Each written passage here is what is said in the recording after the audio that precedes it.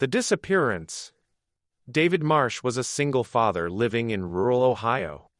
His daughter Lily was 9 years old, bright, imaginative, obsessed with drawing maps of places she had never been. Strange maps with winding roads, dense forests, and small black houses with no windows. One Tuesday morning in March, David dropped Lily off at school. He kissed her forehead. She waved from the front gate. She never walked through it. No cameras caught her. No witnesses. Lily Marsh simply vanished between the sidewalk and the front door of Clearwater Elementary. Police searched for weeks. Volunteers combed every inch of the woods behind the school. David barely slept. He left her bedroom exactly it was. Stuffed animals on the bed, her drawings pinned to the wall, her nightlight glowing orange every single night. 6 months passed. Hope became a wound he stopped trying to close. The call. On a Thursday night in September, David's phone buzzed at 3:44 a.m. The screen read, "Lily." He stared at it through 3 full rings, convinced he was dreaming. On the 4th ring, shaking, he answered. Not static silence, a breathing silence, like someone standing very close to the phone and choosing not to speak. "Lily? Baby? Is that you?" He stayed on the line for 4 minutes and 12 seconds. Then the call dropped. He checked his voicemail. The recording had captured everything. 4 minutes and 9 seconds of silence. Then at the very end, 3 seconds before it cut out, her voice. "Don't look for me." Flat. Not crying. The way a person speaks when reading from a script they don't understand. David called the police immediately. They traced the number.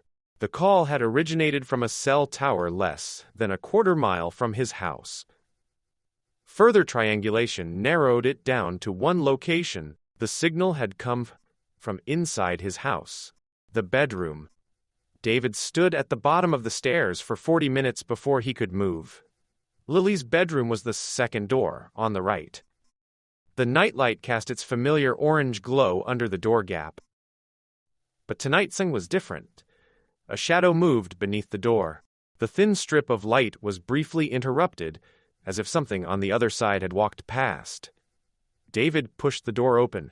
Everything exactly as he had left it. Stuffed animals. The faint, impossible smell of her strawberry shampoo. 6 months after she had gone. But on her desk, where yesterday there had been nothing, was a new drawing.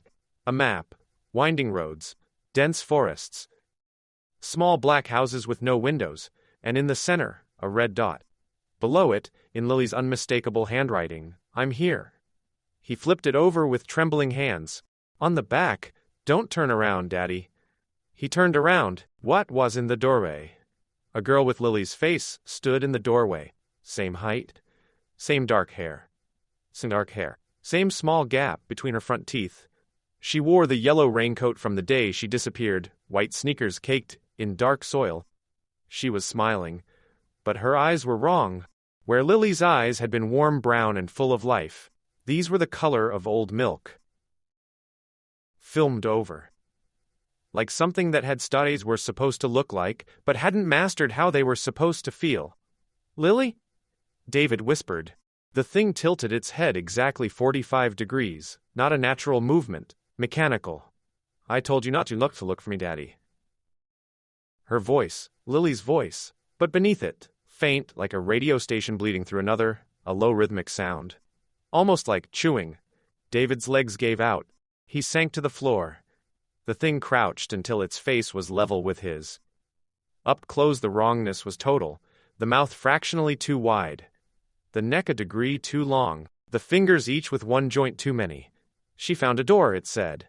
"She always loved maps." "Where is she?" David's voice was barely air. "Where is my daughter?" It smiled wider than a human face should allow. "She drew you one." Epilogue. David Marsh was found the next morning sitting on his front porch pajamas. Unharmed. He could not speak for 3 days. When he finally did, he said one thing to the detective. "She found a door. She left the map open. Lily's case remains unsolved." Her bedroom was later repainted and stripped of all her drawings, except one. Found. found tucked behind the radiator during renovations the following spring by the new owners. A map. Winding roads. Dense forests, small black houses with no windows, a red dot in the center. The new owners have a daughter. She is 9 years old. Last week she started drawing maps.